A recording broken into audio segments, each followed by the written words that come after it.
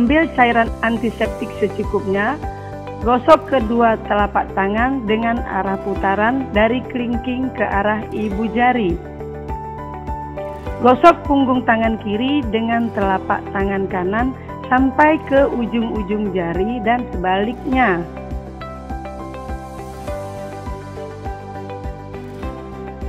Gosok kedua telapak tangan dan sela-sela jari sampai ke ujung-ujung jari.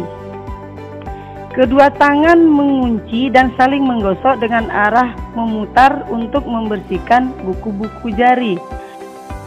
Gosok ibu jari kiri berputar dalam genggaman tangan kanan dengan ibu jari tangan kanan bergerak dari atas ke bawah dan sebaliknya. Gosok ujung-ujung jari kanan pada telapak tangan kiri dengan arah putaran dari kelingking ke arah ibu jari dan sebaliknya.